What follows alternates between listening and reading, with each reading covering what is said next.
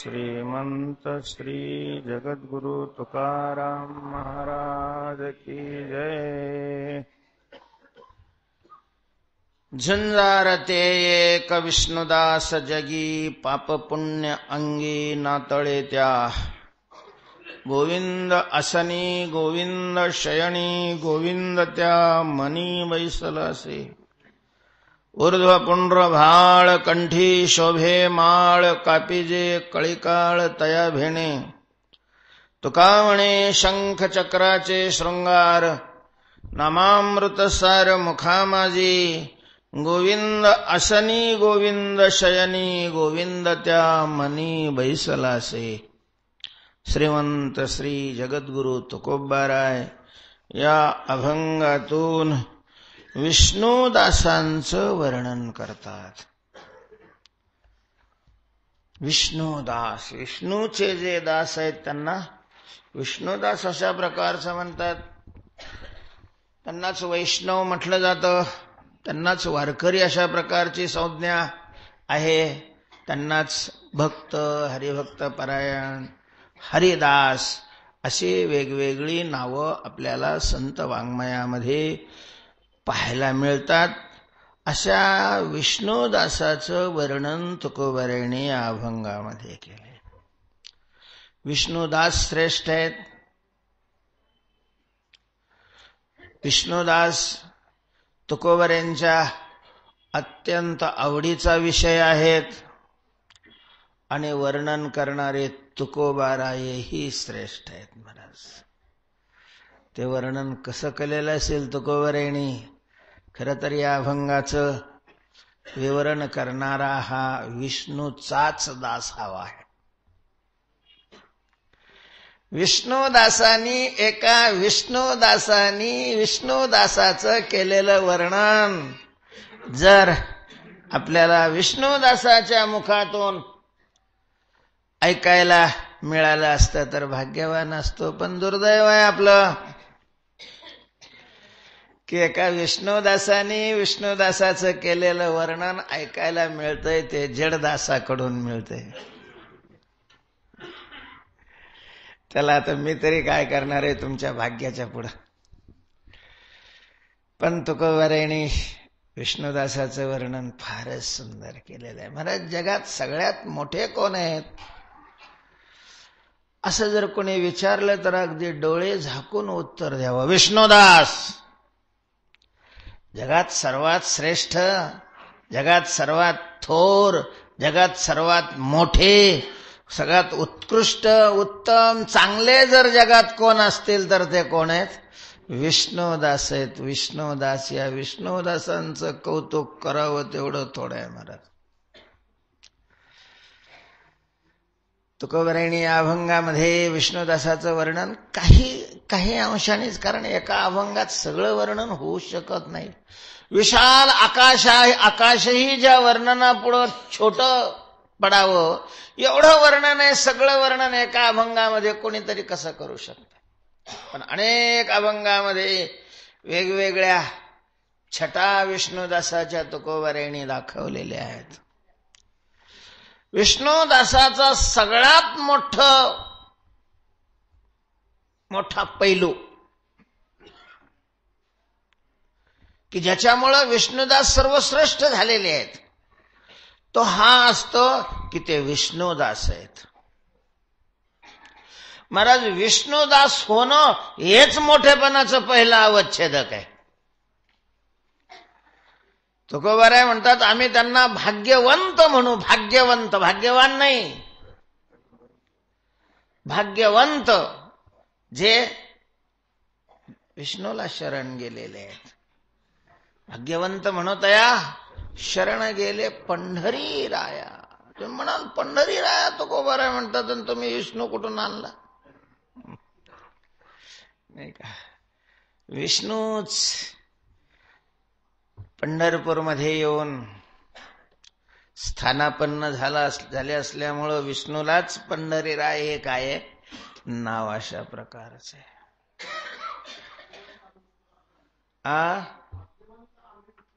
वाह वाह, भाग्यवंत आम्ही का? विष्णुदास. विष्णुदास असल्यामुळे आम्ही भाग्यवंत आहोत. महाराज, विष्णूचा दास होणं हे परमभाग्याचं द्योतक आहे, परमभाग्याचं लक्षण आहे. पण विष्णूचा दास झाला पाहिजे तो. नुसती गळ्यात माळ अडकवली म्हणजे कोणी विष्णूचा दास नाही होत. कीर्तन केले भजन केले म्हणजेही विष्णूचा दास कोणी होत नाही. विष्णूचा दास होण्याच्या त्या पायऱ्या आहेत हे नक्की. पण विष्णूचा दास झाला पाहिजे, दास होता आलं पाहिजे आपल्याला. आणि ते विष्णूचं कशाप्रमाणे? जसं संसाराचा आपण दास आहे तसे काय झालं पाहिजे? विष्णूचे दास झालं पाहिजे. काय प्रल्हादाने महाराज मागणी केलेली आहे? या प्रीतिरविवेकानाम. प्रल्हादाने भगवंताला मागितलेलं आहे की प्रभू, विषयी माणसाचं जसं विषयावर प्रेम असतं, विषयी माणसाचं जसं विषयावर प्रेम असतं. किती प्रेम असतं महाराज, किती प्रेम असतं. क्षणोक्षणाला विषय त्याला रगडीत असतात हे दिसत असताना, अनुभवत असताना सुद्धा कधीही विषयाच्या विरोधात त्याच्या मनात विकल्प सुद्धा निर्माण होत नाही. किती संसाराची माणसं तन मन धनाने काया वाचा मनाने दास झालेले असतात. कधीतरी वाटतं का हो काय झाले, किती दिवस या घराची शेताची पोराबळाची सेवा? कधीच वाटत नाही, कधीच वाटत नाही. एखाद्या वेळेला नाही झालं तर धिक्कार आहे मला. या प्रीतिरविवेकानाम विषयान्विशेषु.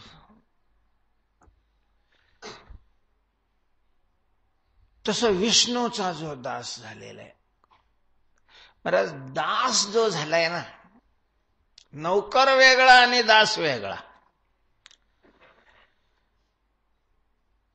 नौकर वेगळा आणि दास वेगळा. काही अंशात नौकर दास असला तरी दास नाहीये तो.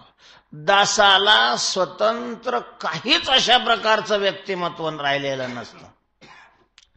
केवळ स्वामी करता तो जगत असतो, केवळ स्वामी करता. अशा प्रकारचा जो विष्णूचा दास झालेला आहे त्याच्या भाग्याचं वर्णन करण्याकरता शब्द अपुरे पडतात. त्याचा मुख्य घटक हा आहे विष्णुदास. जो विष्णूचा दास झाला म्हणले काय दास होणं काय मोठेपणाचं देवतं काय, काय गप्पा हाणता तुम्ही? तुम्हाला माहिती आहे व्यासाने काय म्हटलेलं आहे? जिवंतोपी मृतापंच. दास होणं हे जिवंत असून मेल्यासारखं होणं, मेलेला असतो तो, आणि तो भाग्यवंत आहे. काय दास होण्यामध्ये? दास होण्यामधला विशेष हा आहे की जो विष्णूचा दास झाला त्याचा विष्णुदास होतो. म्हणून विष्णुदास शब्दाचे दोन अर्थ. षष्टी तत्पुरुष समासाने होणारा अर्थ पहिल्यांदा, आणि बहुरी समासाने होणारा अर्थ हा दुसऱ्यांदा असतो. बहुरी समासाने काय अर्थ होतो? विष्णू आहे ज्याचा दास. का विष्णुदास श्रेष्ठ आहेत? परंतु विष्णू ज्याचा दास आहे, जे विष्णूचे काय आहेत? मालक आहेत. विष्णू ज्यांचं दास्यत्व करतो. जग विष्णूचं दास आहे. इंद्र चंद्र महेंद्र यातेची पूजिती. यम ब्रह्मा वरुणेंद्र रुद्र मरुतस्तुन्वन्ति दिव्यैस्तवैर वेदै सांग पद क्रमोपनिषदैर गायन्ति यं सामगाः ध्यानावस्थित तद्गतेन मनसा पश्यन्ति योगिनो यस्यान्तन्न विदुःसुरासुरगणा देवाय तस्मै नमः. जग विष्णूचं दास आहे. जग विष्णूची पूजा करतं. जगावर विष्णूची सत्ता आहे. विष्णूची चेतनावरच नाही, जडावर सुद्धा अकुंठित अशा प्रकारचा सत्ता, संपन्न सत्तेचा सागर भगवान विष्णू आहे. संतांनी वर्णन केलेलं आहे, वृक्षाचं पान हलण्याकरता सुद्धा त्याची सत्ता कारणीभूत आहे. त्याची सत्ता, त्याच्या सत्तेनं सही केल्यानंतरच वृक्षाचं पान काय होतं, हालायला लागतं. अशी अकुंठित अशा प्रकारची कर्तुम अकर्तुम अन्यथा कर्तुम शक्ती संपन्न असणारा भगवान विष्णू.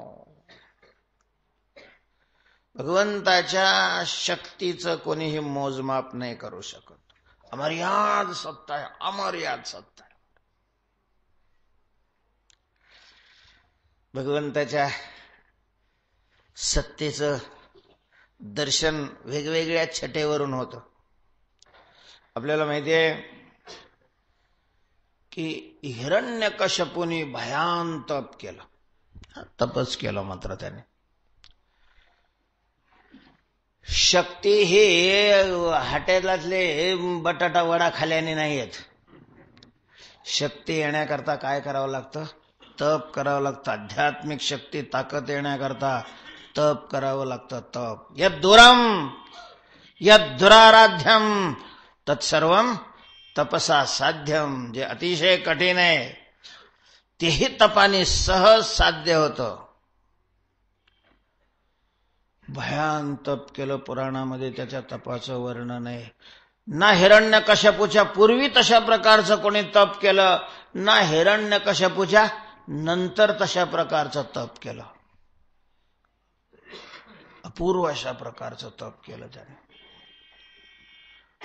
केवढा निग्रह, केवढी निष्ठा. मला जर पुराण वाचायला लागली ना तर त्या बाबतीत खरंच या राक्षसांच्या पायावर डोकं ठेवावं असे यांच्या निष्ठा होत्या.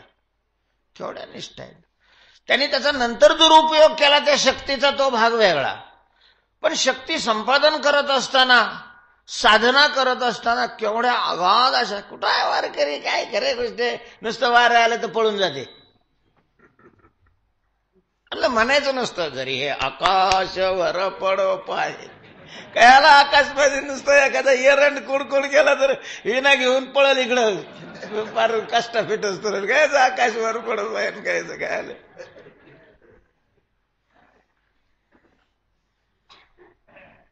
म्हणजे त्यांचं तप भंग व्हावं म्हणून इंद्राने सगळी शक्ती पणाला लावावी, तरीही तपापासून एक एक रेषभर सुद्धा विचलित होत नव्हते. अशा प्रकारची तप ते हिरण्यकश्यपूने केली. आणि मग तप केल्यानंतर देवाची इच्छा नसली तरी देवाला काय करावं लागतं, वरदान द्यावं लागतं. महाराज कर्म लोक आहे, इथं फलं जी मिळत असतात ते कर्माची मिळत असतात. देव काय त्याच्या खिशातून नाही देत, वाचवणे देते घेते. अनेक आपण चांगलं कर्म केलं तर देवाच्या बापाला आपल्याला चांगलं फळ द्यावं लागेल. आपणच जर कर्म घाण केलं, कर्मच केलं नाही तर मग देव तरी काय करणार आहे. म्हणून मनुष्य देहाचं वर्णन केलेलं आहे. अति भयान शक्ती आहे या देहा. तर त्यांनी तप केलं आणि एवढी शक्ती संपादन केली, एवढी शक्ती मिळवली. त्या शक्तीच्या प्रभावाने त्रैलोक्य त्याने अधीन केलं. पाताळाचं तर राज्य होतंच त्यांच्याकडे. मृत्यूलोकावरही विजय संपादन केला आणि स्वर्गाचंही आधिपत्य मिळवलं. त्रैलोक्य विजेता झाला तो. त्याला पराजित करणारा तर नाही, पण त्याच्याबरोबर युद्ध करणारा जगात कोणीच राहिला नाही. जगात तालुक्यात नाही, जगात कोणी राहिला नाही.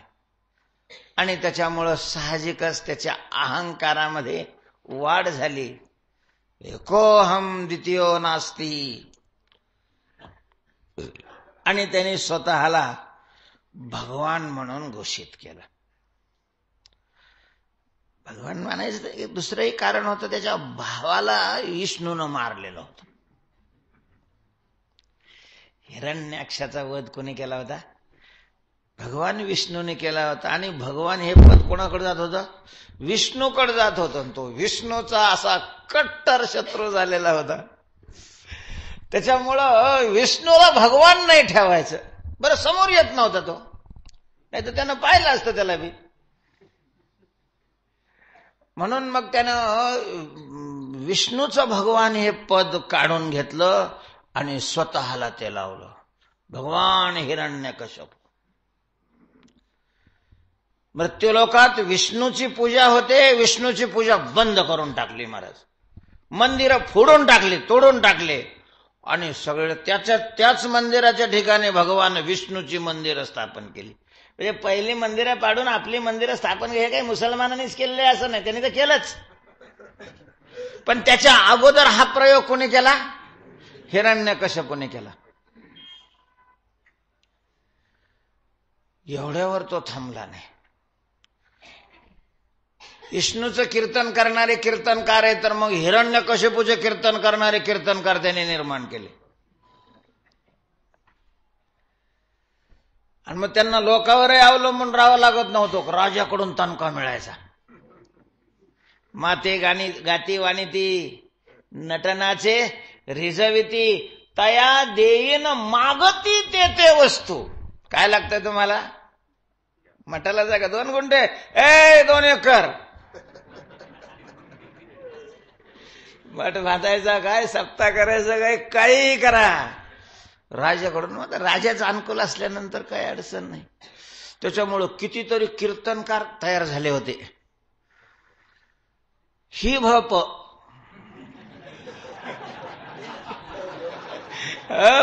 नाही, ही भप.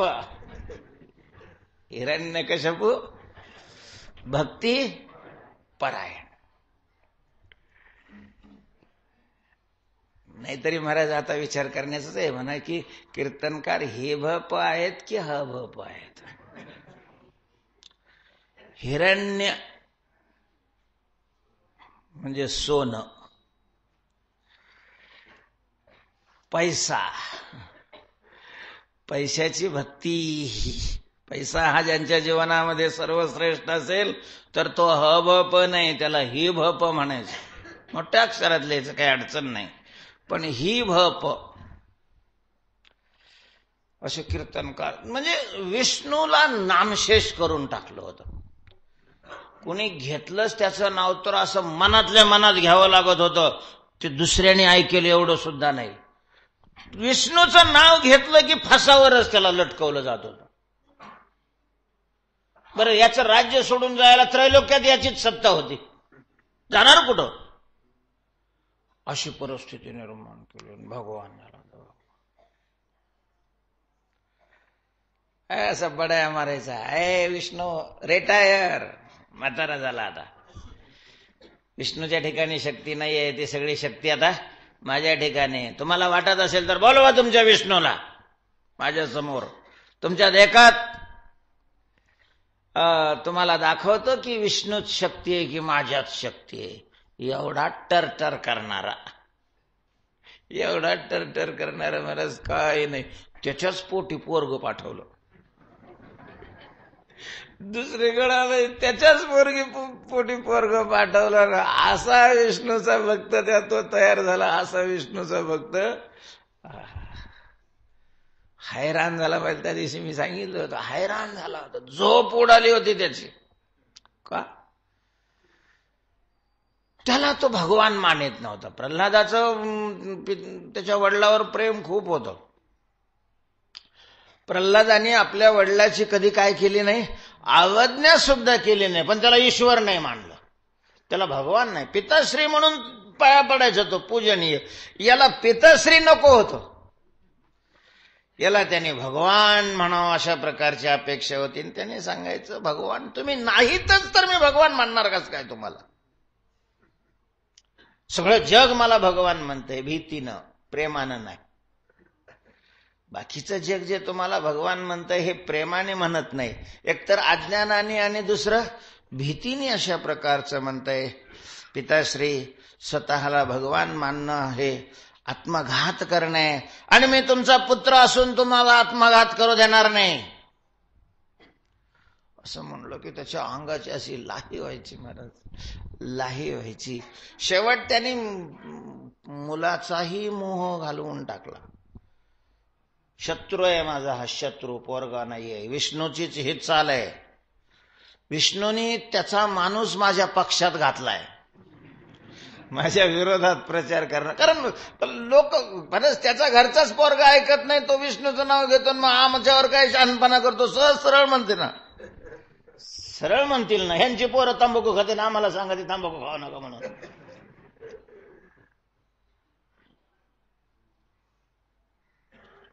त्याच्यामुळं सरळ त्याने सांगितलं, त्याला मारून टाकायला, मारून टाकायला, मारून टाका. मी कसं करतो, विष्णूच्या शक्तीचा प्रभाव फक्त सांगतो. एवढा मोठा हिरण्यकश्यपू, तिन्ही लोक ज्याच्या अधीन आहेत, ज्याने मंदिरं बांधायला लावली, सगळं केलं, महाराज तो एका पोराला मारू शकला नाही.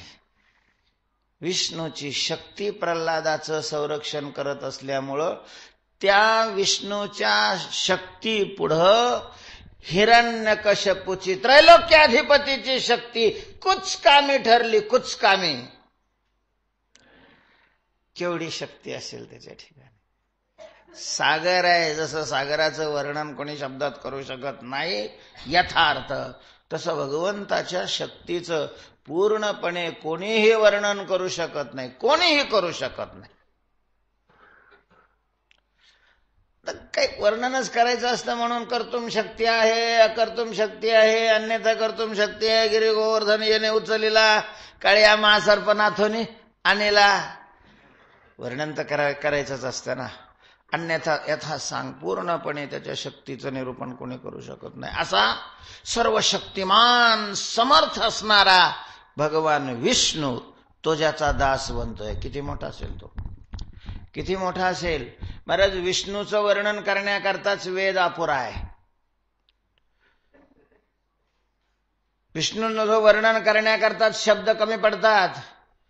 विष्णूचं वर्णन करण्याकरता पुष्पदंतांनी म्हटलेलंच आहे, असितगिरी समम स्यात् कज्जलम सिंधू पात्रे श्रुतरोवर शाखा लेखणी पत्रमुर्वी लिखते यदि गृहीत्वा शारदा सर्वकालम तदपि तव गुणानामीश पारम न याती. तो विष्णू ज्याचा भक्त आहे तो किती मोठा असेल.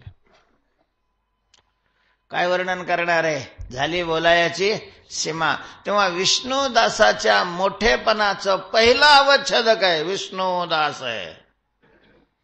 त्याचा विष्णुदास आहे, ज्याचा विष्णुदास आहे तो किती मोठा असेल. अशा विष्णुदासाचं वर्णन तुकोबरायांनी या अभंगामध्ये केलेलं आहे. अनेक आगळ्या वेगळ्या दृष्टीनं केलेलं आहे. आपण संतांची वर्णनं, भक्ताची वर्णनं ऐकतो, त्यांचं देवावर प्रेम असतं, त्यांच्या ठिकाणी दया असते, ते दाते आहेत, क्षमा त्यांच्या ठिकाणी. हे सगळं विष्णुदासाचं वर्णन आपण अनेक ठिकाणी अनेक भक्ताविषयी ऐकलेलं आहे. शांती ब्रह्म आहेत, क्रोधावर विजय मिळवलेला आहे, अमकं झालेलं आहे. आज तुकाराम महाराज वेगळ्याच दृष्टीनं वैष्णवांचं वर्णन करतात. कसे असतात व विष्णुदास, तुकोबाराय म्हणतात झुंजार, हे वर्णन आहे. आज विष्णुदासाचं वर्णन तुकोबाराय करत असताना एक आगळ्या वेगळ्या आवेशामध्ये तुकोबाराय म्हणतात, जगी झुंजार एक विष्णुदास. जगामध्ये झुंजार जर कोण असेल, झुंजार म्हणजे योद्धा. युद्ध म्हटलं की ज्याच्या अंगामध्ये पुलकितपणा येतोय, ज्याला युद्धाचा आनंद असतो. युद्ध हे आपल्या सौभाग्याचं लक्षण ज्याला वाटतं. खरा योद्धा जो असतो तो युद्धाला घाबरत नाही. युद्धातून पळून जाण्याचा तर प्रश्नच नाही.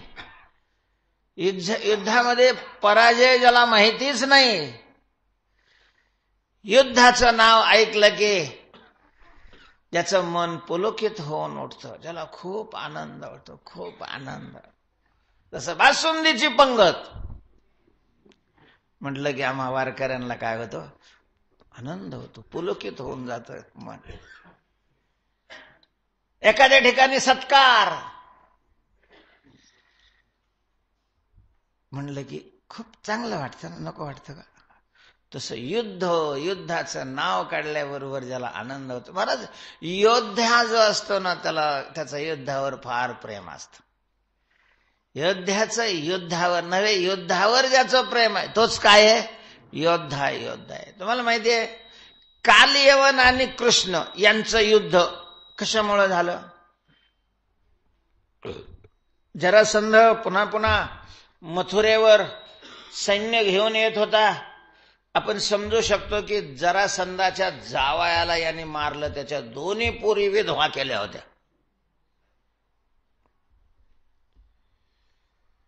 जरासंधाचं सगळं सैन्य मारलं होतं. जरासंधाच्या मित्राच्या बायकोला पळवलं होतं याने. जरासंधाचा मित्र कोण? शिशुपाल. महाराज पत्रिका अजून दाखवेन तुम्हाला. त्याची पत्रिका छापलेल्या. नुसता पत्रिका नाही, त्याला हळद लागलेली, त्या मुंडळ्या बांधलेल्या, हातामध्ये ती कट्यार, त्याला लिंबू पुढं केलेलं, केवढ्या ताटामाटात सगळे वरात घेऊन तो त्या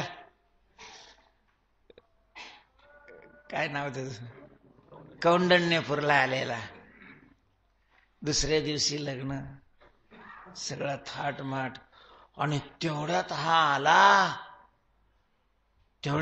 आला आणि रुक्मिणीला उचलून घेऊन गेला. महाराज बघतच राहिले नुसते सगळे. त्याचा राग. आणि ते कमी होतं की काय, मामाला मारलं. त्याच्यामुळं जरासंध अतिशय चिडलेला होता. म्हणून त्याने याचा नाश करण्याकरता त्याच्यावर चढाई केली, हे आपण समजू शकतो. कालियवनचा आणि कृष्णाचा काही संबंधही नाही. तो कुठला अरब देशातला, हे भारतातले. आणि तो 1 कोट सैन्य घेऊन मथुरेवर चढाई करण्याकरता आला. सगळ्या मथुरेला वेढा दिला होता. महाराज गच्चीवर जाऊन जर पाहिलं ना, तर मथुरेच्या आसपास सैन्य नाही, सैन्याचा सागर पसरलेला आहे. अशा प्रकारचं लोकांना दिसत होतं. काय कारण होतं कालयवनाचं मथुरेला वेढा देण्याचं? काय केलं होतं मथुरेतल्या लोकांनी? मथुरेतल्या लोकांनी त्याचं काहीही केलेलं नव्हतं. त्याचंही मथुरेच्या लोकांशी काही वैर नव्हतं. त्याला मथुरेच्या लोकांना मारायचंही नव्हतं, काहीच नव्हतं. फक्त त्याला युद्ध करायचं होतं आणि त्याच्याबरोबर युद्धच कोणी करत नव्हतं. त्याच्यामुळे तो दुःखी होता. त्याला युद्ध करायची खुमखुमीन. कोणाबरोबर युद्ध करायला लागला की त्याने सांगायचं, महाराज आम्ही तुमचे दास आहेत, आम्ही तुमचे मांडलिक आहेत. विनाकारण तुमच्याबरोबर युद्ध करून आम्ही आमचं नुकसान करून घेऊ इच्छित नाही. आणि मग त्याला ते दास होण्यातून करण्यातून काही हे नव्हतं. त्याला कोणीतरी युद्ध करणारा पाहिजे होता. म्हणून त्यांनी नारदाला पत्ता विचारला होता, आहे का कोणी असा? आता नारदाला अशा गोष्टीत तो लय रस. अरे कीर्तनकार असून सुद्धा लय चव घेणार याच्यात. नारदाने सांगितलं, लय भरली वाटतं तुझी, लय खुमखुमी आहे तुला.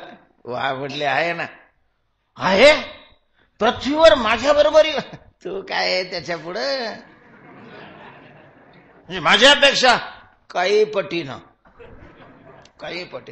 असा काय त्यांनी पराक्रम केलाय? पराक्रम त्यांनी पर्वत करंगळीवर 7 दिवस धारण केलं. पर्वत गिरी गोवर्धन येणे उचलेला. आगासूर मारला, अमका मारला, तमका मारला.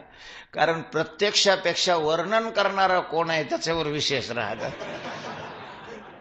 नारदासारखा वर्णन करणारा तो असा एका कथेनं असा पुलकित व्हायचा. तेव्हा म्हणे, मग काही हो, मी त्याच्याबरोबर युद्ध करणार. माझा पराजय झाला तरी चालेल, पण इतक्या दिवसाची युद्धाची भूक तरी माझी काय होईल?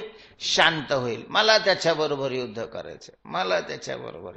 तेव्हा युद्धाचं नाव ऐकलं की ज्याला आनंद वाटतो त्याचं नाव काय आहे? योद्धा. त्याला योद्धा म्हणतात. त्याला घाबरणं हे माहीतच नसतं. एकटा योद्धा जर असेल खऱ्या जातीवंत, तर एकटा मनुष्य किती लोकांबरोबर युद्ध करू शकतो? याचं जिवंत उदाहरण अर्जुनाचं आहे. विराटाच्या नगरीमध्ये अज्ञातवासात अर्जुन बृहन्नडेचं काम करत होता. नाचा झालेला होता, नाचा. आणि तिथं विराटाच्या पोरीला गायनाचे आणि वादनाचे क्लास देत होता. क्लास सुरू केलेले होते, कोचिंग क्लास.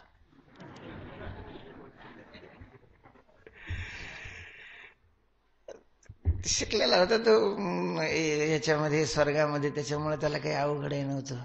संपत आलेलं होतं, वर्ष जवळजवळ संपलंच होतं. हैराण होते हे कौरव, कारण त्यांचे सगळे मनसुबे उधळून चालले होते. शकुनीला तर झोपच लागत नव्हती.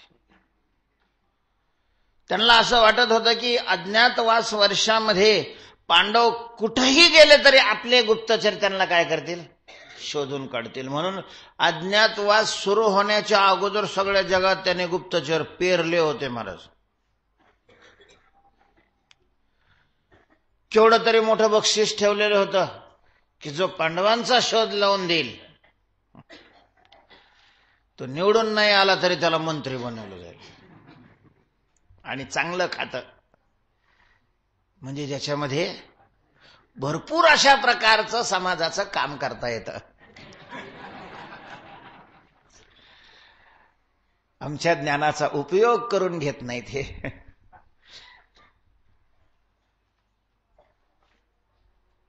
आणि ज्या दिवशीपासून पांडव अज्ञातवासात गेले महाराज, चांग पछाडलं त्या गुप्तहेरांनी. कुठंच पत्ता लागना गेला, कुठंच पत्ता लागना. पर 11वा महिना संपून गेलेला, 12वा महिना सुरू झाला.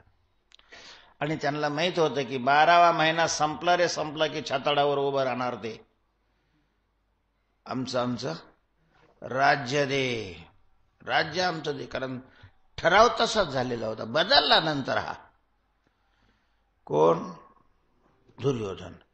त्याने अधिक महिने धरले त्याच्यात, ते अधिक महिन्याचाच घोळ. म्हणजे त्याला ते मान्यच करायचं नव्हतं, म्हणून त्याला ते निमित्त सापडलं. तो म्हणायचा वर्ष पूर्ण झालंच नाही, आम्ही त्याच्या अगोदरच यांना ओळखलेलं आहे आणि कराराप्रमाणे पुन्हा 12 वर्ष अज्ञातवासात जायचं. आणि यांच्याकडून असा ठराव गेला की तिथं कौरवामध्ये असणारे द्रोण, भीष्म, कृपाचार्य किंवा आणखीन जे काही ज्योतिषशास्त्रामध्ये पंडित आहे त्याने कोणीही सांगावं की वर्ष पूर्ण झालेलं नाही, आम्ही पुन्हा जायला तयार आहे.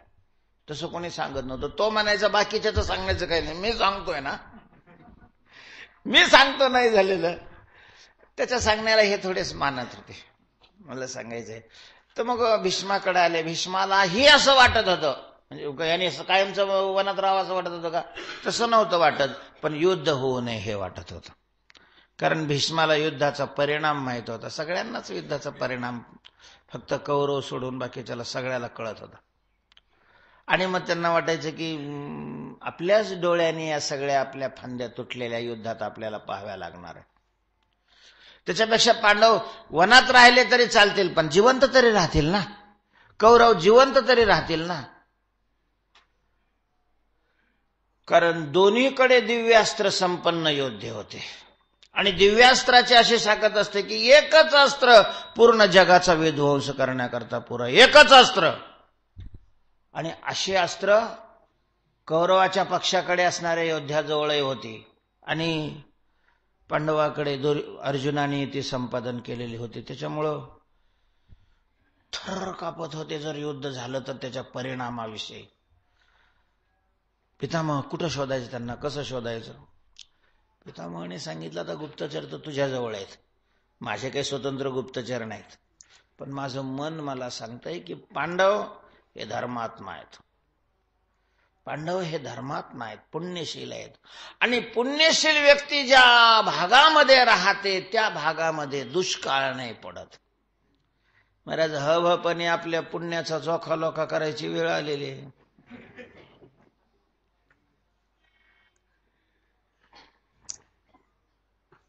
भांडणं नाही होत. गायी खूप दूध देतात, जमिनी खूप पिकतात, रामराज्य असतं त्या भागामध्ये. रामराज्याचं लक्षण तुकोबाराने सांगितलेलं आहे. झाले रामराज्य काय उणे आमासी. रामराज्य त्याला म्हणावं की ज्या राज्यातल्या लोकांच्या मनामध्ये हा भाव निर्माण होईल, काय उणे, आम्हाला काय कमी आहे, रामराज्य आहे, आम्हाला सगळंच कमी आहे, रावण राज्य आहे. राज्याचे तर दोनच, राम म्हटल्यानंतर मग प्रतिद्वंद्वी कोण येईल, रावणच येईल ना. राज्याचे दोनच प्रकार आहे, रामराज्य आणि रावण राज्य. आपल्या घरी रामराज्य आहे की रावण राज्य आहे, मी देशाचं नाही सांगत. अरे यांच्या गुडघ्यात आखल्यात, उद्या रस्त्यावर आडवा झाला का रे, रिकामं कुठं डोक्याला ताण घेता. तेव्हा आपल्या घरी रामराज्य आहे की रावण राज्य हे जर बघायचं असेल तर घरातल्या घटकाच्या मनामध्ये भाव काय आहे. परत रावणाला किती बायका होत्या, 80,000. लग्नाला गेले होते का तुम्ही, परत शास्त्रात वर्णन करून सांगितलंय ना, 80,000 बायका होत्या, तरी त्याला कमी वाटत होत्या. याचं नाव रावण राज्य. रावण राज्य, रावण राज्य या शब्दाचा अर्थ काय आहे, तर कितीही असलं तरी कमी वाटतं, याचं नाव रावण राज्य. पाकिटाचा कागद फाटतो महाराज, बसत नाही त्याच्यात, तरी कमी वाटत असेल तर रावण राज्य समजायचं, रावण राज्य.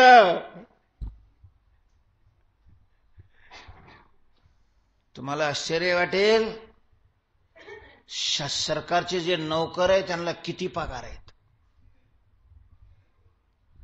लाखाच्या पुढं. आता 6वा वेतन आयोग अजून तरी ही नाही झालेला, लाखाच्या पुढं पगार आहेत महिन्याला, लाखाच्या पुढं. 2-2, 3-3 हजार रुपये रोज. काम किती असतं, 60 मिनिटाचा तास, 45 मिनिट. म्हणजे हा 1 नंबरचा पगार सांगितला आम्ही, 2 नंबरचा याच्यात काही संबंध नाही. तरीही संप चालू आहेत. का, रावण राज्य. त्यांना नावं ठेवायचं काय कारण आहे. किमान कीर्तनकाराला तरी हा अधिकारच नाही की इतर लोकांना या बाबतीत काय करावं, नावं ठेवा. कारण ते तर पैशाला सत्य मानतात.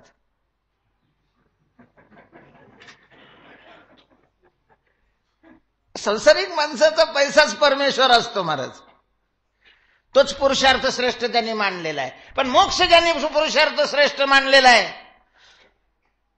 त्याला खोटा मानणारे, त्यांना जर तो कमी वाटतो तर ते तर बिचारे संसारिकच आहे, काय विशेष काय आहे. तेव्हा रावण राज्य कोणतं आहे, कितीही असलं तरी कमी ज्याला वाटतं ज्या भागामध्ये, तिथं कुठलं राज्य आहे, रावणाचं राज्य आहे. आणि रामराज्य त्याला म्हणतात. समस्त तोष हा, काहीच कमी नाही, काहीच कमी नाही, काहीच कमी नाही. असं जर आपल्या मन आपल्याला सांगत असेल तर समजावं आपल्या मनात कोणाचं राज्य आहे, रामाचं राज्य आहे, रामाचं. महाराज, देशात काय व्हावं, गावात काय व्हावं, घरात काय व्हावं हे नाही आपल्या हातात, पण आपल्या चित्तात काय व्हावं हे आपल्या हातामध्ये आहे. भीष्म सांगत होते दुर्योधनाला, हे सांगत होतो मी की पांडव हे धर्मात्मा आहेत, पुण्यात्मा आहेत. त्यामुळे त्यांच्या पुण्याच्या प्रभावाने ते ज्या विभागामध्ये असतील, ज्या गावात असतील, ज्या देशात असतील, त्या देशातल्या लोकांची मन संतुष्ट होतील, आपोआप संतुष्ट होतील. आणि मग अशी चौकशी कर की कोर्टात खटले कमी कोणते आहेत, गर्दी कोणत्या पोलीस स्टेशनला नाही, तंटामुक्तीतच तंटे. गावाला तंटामुक्त करणाऱ्या करता ज्या संघटना झाल्या त्याच्यातच काय सुरू झालेले आहेत, तंटे सुरू होत असतील तर रावण राज्य समज. तेव्हा असं कुठं घडतंय त्या ठिकाणी बघा.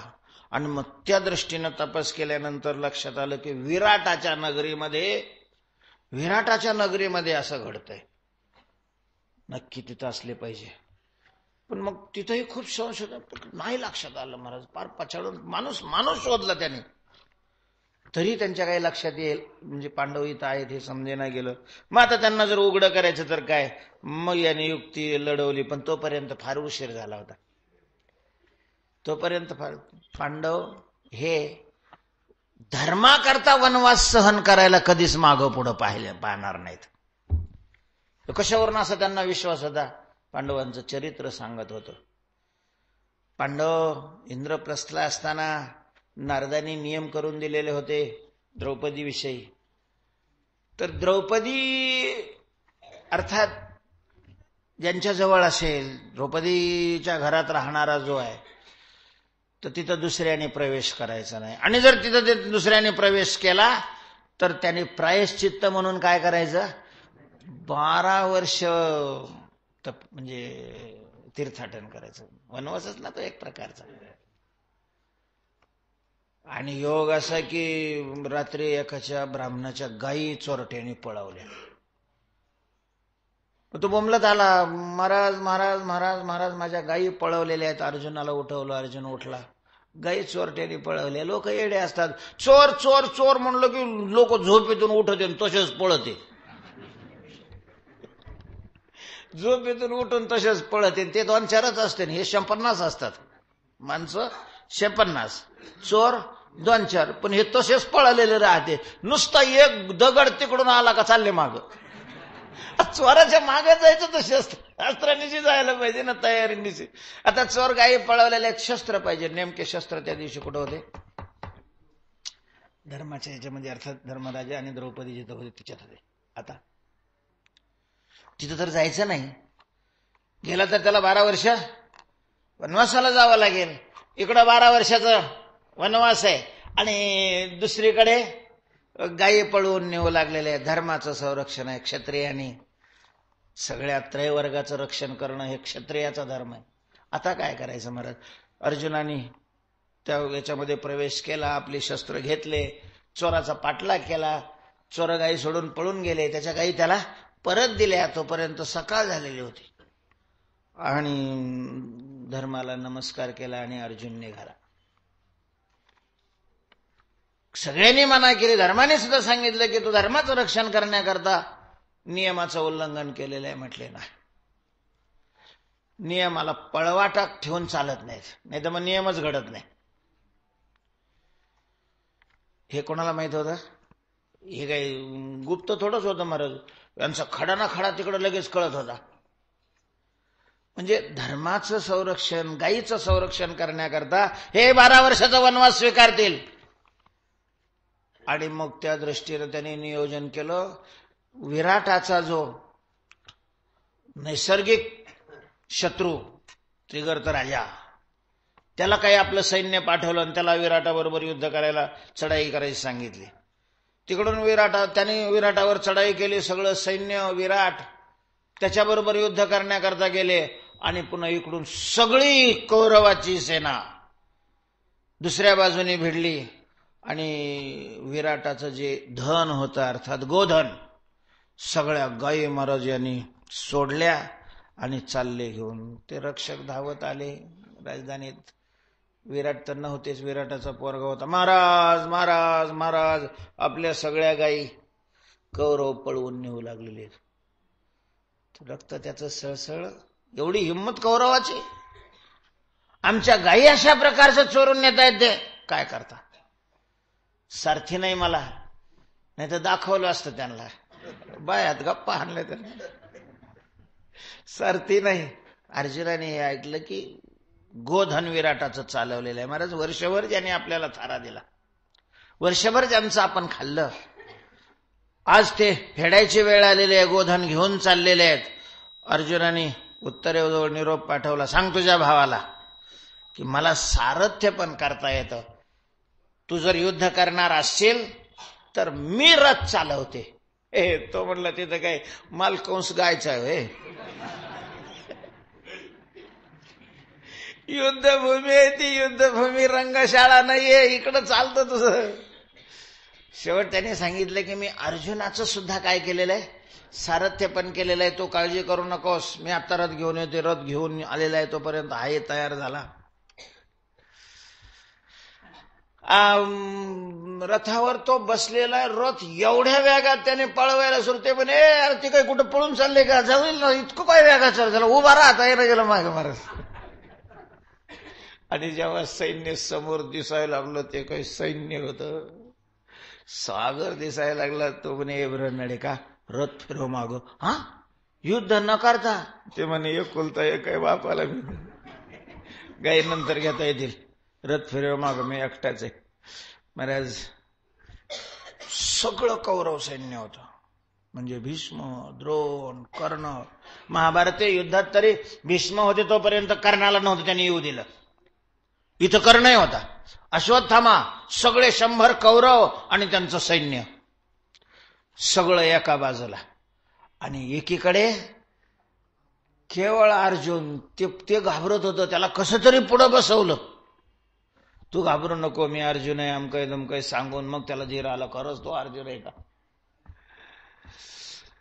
आणि एकट्याने सगळ्याबरोबर युद्ध सुरू केलं. याला म्हणतात योद्धा. योद्धा झुंजार शब्दाचा अर्थ काय आहे, योद्धा कसा असतो, योद्धा कसा असावा लागतो, याच्याबद्दलचं आपण चिंतन केलेलं आहे. आणि अशा प्रकारच्या योद्ध्याची उपमा देऊन तुकोबाराय आज वैष्णवांचं काय करतात, वर्णन करतात. तुकोबाराय म्हणतात जगामध्ये अर्जुन योद्धा नाही, भीष्म योद्धा नाही, कालयवन योद्धा नाही. योद्धा जर कोण असेल तर विष्णुदास आहेत. विष्णुदास झुंजार ते एक विष्णुदास जगे. आश्चर्य वाटणार नाही का महाराज. हे ऐकल्यानंतर आश्चर्य नको वा कटकट म्हणून निघून जाणारे वारकरी, नको वा कटकट म्हणून रस्ता सोडून दुसऱ्या रस्त्याने जाणारे आपण. आणि तुकाराम महाराज विष्णुदासाचं वर्णन करतात योद्धा, आणि तोही जगी एकमेव. एक शब्द घालून दुसऱ्याला त्यांनी काय केलं, बाजूला टाकलं ना. अद्वितीयत्व दाखवलं एक शब्दाने. एकमेव अशा प्रकारचे जगामध्ये योद्धे जर कोण असतील तर विष्णुदास आहेत. विष्णुदास. तेव्हा तुकाराम महाराजांच्या या वर्णनावर निश्चितच अशा प्रकारचे आक्षेप आल्याशिवाय राहणार नाही. आणि व्याख्यानाचं लक्षण आहे आक्षेपस्य समाधानम व्याख्यानम पंचलक्षणम. पदच्छेद पदार्थोक्ती विग्रहो वाक्ययोजना आक्षेपस्य समाधानम व्याख्यानम पंचलक्षणम. तुकाराम महाराजांनी विष्णुदासाला योद्धा कसं मानलेलं आहे. कोणाबरोबर यांचं युद्ध असतं, पतरवळी बरोबर, टाळाबरोबर. विष्णुदास योद्धे कसे, विष्णुदासांचं युद्ध. बरं, इतर ठिकाणी विष्णुदासाचं वर्णन करत असताना निर्वैर सर्वभूतेषु, सर्वभूतेषु निर्वैर यस्स मामेति पांडव. निर्वैर हे त्यांचं एक लक्षण आहे. म्हणजे कोणाशीच ज्यांचं काय नाही, शत्रुत्व अशा प्रकारचं नाही, कोणाशीच शत्रुत्व नाही. आणि राहील तरी कसं हो, विष्णुदासाचं शत्रुत्व राहील तरी कसं. कारण विष्णुदास त्यांना म्हटलं जातं ज्यांना सगळं जग विष्णुमय प्रतीतीला येतं. विष्णुमय जग वैष्णवांचा धर्म. विष्णुमय जग, सगळं जग विष्णुमय आहे. साधना सुरुवात करत असतानाच वैष्णव आपला विष्णू सगळ्यामध्ये आहे, व्यापक आहे, अशा प्रकारची भावना करूनच साधनेला आरंभ करत असतात. जे जे देखे भूत तेथे मानिजे भगवंत हा. भक्तियोग निश्चित विठ्ठल जळी स्थळी भरला, रीता ठाव नाही उरला, आजिम्या दृष्टीने पाहिला देखिला. विठ्ठलची विठ्ठलची असं जर विष्णुदासांचं स्वभाव असतो, मान्यता असते. शास्त्रानेही तसंच सांगितलेलं आहे. सगळ्यात विष्णू दिसतो तर विष्णू बरोबर वैर कसं काय करतील विष्णुदास. आणि म्हणूनच निर्वैर अशा प्रकारचं त्यांचं लक्षण म्हटलेलं आहे. लोक यस्मान्नो द्विजते लोको लोकांनो द्विजते च यहा. यस्मान लोकहा न विद्विजते. ज्याच्यापासून लोक उद्विग्न होत नाहीत आणि जो लोकापासून उद्विग्न होत नाही तो माझा भक्त आहे, असं भगवान गीतेमध्ये भक्ताचं लक्षण सांगतात. आणि झुंजार आले का पंचवीस, हे कसं काय, हा मेळ कसा काय बसवायचा? हे दोन विरुद्ध अशा प्रकारचे धर्म, झुंजारत्व आणि निर्वैरत्व, हे एकाच विष्णुदासरूपी धर्मीच्या ठिकाणी हे विरुद्ध दोन धर्म राहतील कसे? कसे राहतात? कसं राहणं शक्य आहे? तुकोबाराय विष्णुदासाचं वर्णन करत असताना झुंजार म्हणून वर्णन कसं करतात? झुंजारते एक विष्णुदास जगी, अशी अत्यंत महत्वाची अशा प्रकारची काय शंका आहे, आक्षेप आहे. विष्णुदास झुंजार होऊ शकत नाही. झुंजार हे विष्णुदासाचं लक्षण असेल तर अर्थातच ते लक्षण असंभव दोषात जाईल. असंभव दोषामध्ये वस्तूला ओळखण्याकरता त्याच्या ठिकाणचा असाधारण धर्म सांगणं त्याला लक्षण म्हणतात. लक्षणाचं लक्षण आहे असाधारण धर्म, हा लक्षणम.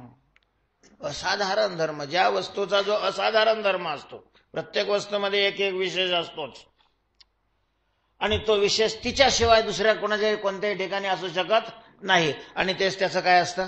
लक्षण अशा प्रकारचं असतं. पण हे लक्षण करत असताना जर लक्षण करणाराकडून लक्षण करणाराच्या असाधारणत्व लक्षण आलं नाही आणि साधारण धर्माला जर त्यांनी लक्षण मानलं तर मग अतिव्याप्ती होते. मग काय होते? अतिव्याप्ती अशा प्रकारची होते. एकाने विचारलं, का हो हिंदू धर्मामध्ये, वैदिक धर्मामध्ये गाय अतिशय पूज्य मानलेली आहे. म्हटले हो, माता मानलेली आहे तिला.